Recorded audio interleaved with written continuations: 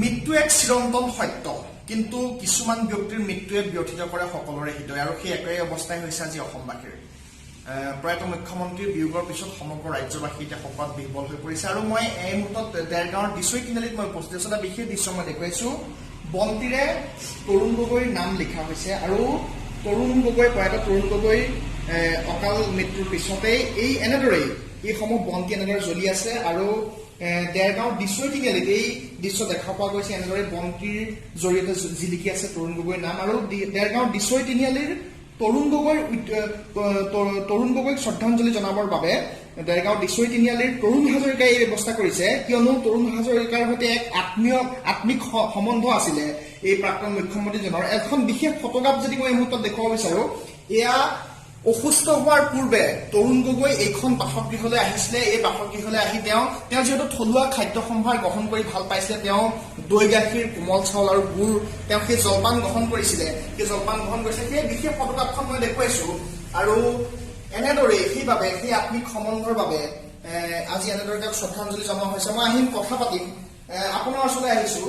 যেতিয়া প্ৰাক্তন মুখ্যমন্ত্ৰীজন অসুস্থ হৈছে তাৰ পূৰ্বে আপোনাৰ বাসগৃহলৈ আহিছিলে, আমি দেখিছো তেওঁ জলপান গ্ৰহণ কৰিছিলে। তেওঁ যিহেতু থলুৱা জলপান খাই ভাল পায়, তেওঁ কৈছিলে বহু কথা আপোনাক। কি ক'ব এই মুহূৰ্তত, কি ক'ব?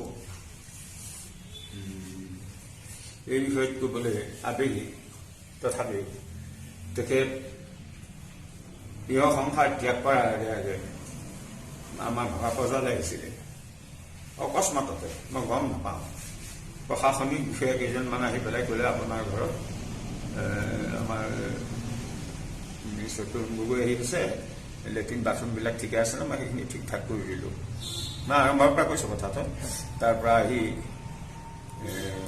কথা পেচাব পায়খানা কৰিলে, পায়খানা নাই কৰা, পেচাব কৰি লৈ ভূপেন হাজৰিকা মূৰ্তি গুৰিত বন্তি এগছ জ্বলাই মই ভগা পজালৈ গ'লোঁ। মই তেতিয়া কৈছিলোঁ এই তেখেতৰ লগত থকা বডিগাৰ্ডসকলক যে আপোনালোকে এখেতক দিগদাৰ নিদিব, দৰকাৰ হ'লে মই দাঙি নিম। দেখিছে ফটো? তেওঁ তাৰপিছত কি তেওঁ জলপান গ্ৰহণ কৰিছে?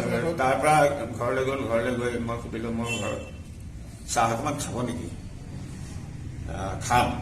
মই বোলো আপুনি কি খাই ভাল পাব? চব বস্তু যোগাৰ কৰি থৈছোঁ। মই নিজৰ ঘৰত ঢেঁকীৰে বনোৱা কোমল চাউল, মুড়ি, আখৈ, চিৰা, দৈ, ক্ৰীম গোটাই থৈছিলোঁ। তেখেতক এটা এটাকে সুধি গৈছোঁ, চিৰা খাবনে? চিৰাৰ বাদে আৰু কি আছে? মাত্ৰ অলপ গৰগলীয়াকৈ কয় আৰু। তাৰপৰা বোধহয় ভকতো আছিল নেকি। তাৰপৰা গৈ বোলো ভাত খাব নেকি? ভাতটো নাখাওঁ। জলপান সান্দহগুৰি খাব নেকি? সান্দহগুৰি নাখাওঁ। অৱশেষত গ'ল কোমল চাউল খাব নেকি মোৰ ঘৰৰ? মোক সেইটো বস্তুহে লাগে বুলি ক'লে। দৈ আছিলে। মই লৰালৰিকৈ নিজৰ ঘৰত বনোৱা নিজৰ খেতিৰ চাউল, কোমল চাউল আনি দৈ, ধুনীয়া দৈৰে দিলোঁ। ওচৰতে দেখিছে ধুনীয়াকৈ বহি ক্ৰীমৰ নিচিনা দৈ বনাই দিলোঁ, মই নিজে বনোৱা।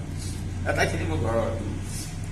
তেখেতে উদয় পূৰাই খালে, ক'লে দৈকণ ঘৰৰে নেকি?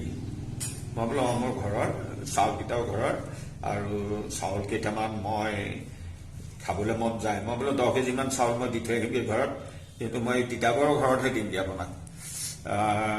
তালৈ গুৱাহাটীলৈ যাবলৈ মোৰ অসুবিধা, কিন্তু সেই ভাগ্যটো মোৰ খুলি নুঠিল। মই চাউল হৈ থাকিল, মই চাউলকেইটা দিবগৈ নোৱাৰিলোঁ। আজি আপুনি তেওঁ যিহেতু আপোনাৰ আশা এটা থাকি গ'ল, তেওঁ আপোনাক কোমল চাউল বিচাৰিছিলে, আপুনি দিব নোৱাৰিলে। আপুনি আজি আবেগিক হৈছে, আমি দেখিছোঁ, আৰু সেইবাবে আপুনি এনেদৰে বন্তিৰে তেওঁৰ নাম আপুনি লিখিব বিচাৰিছে। আচলতে খুব এটা আবেগিক দৃশ্য। আৰু এনেদৰে মই আকৌ এবাৰ দৃশ্যটো মই দেখুৱাই দিব বিচাৰিছোঁ প্ৰতিবেদন সামৰাৰ আগতে, কেনেদৰে বন্তিৰে প্ৰয়াত মুখ্যমন্ত্ৰীজনৰ নাম জিলিকাই ৰাখিব বিচৰা হৈছে। আৰু তেওঁৰ যেতিয়া অনন্তন সমলৈ গতি কৰিলে তাৰ পিছৰ পৰা এনেদৰে এইসমূহ বন্তি জ্বলি আছে। আৰু দেৰগাঁও দিছৈ তিনিআলিৰ পৰা আমি এই দৃশ্য দেখুৱাই আছো। এনেদৰেই তেওঁক শ্ৰদ্ধাঞ্জলি জনাব বিচৰা হৈছে, আৰু এনেদৰেই এই বন্তিৰ দৰেই যাতে সদায় প্ৰজ্বলিত হৈ থাকে প্ৰয়াত মুখ্যমন্ত্ৰীজনৰ নাম, তাৰেই প্ৰাৰ্থনা কৰা হৈছে।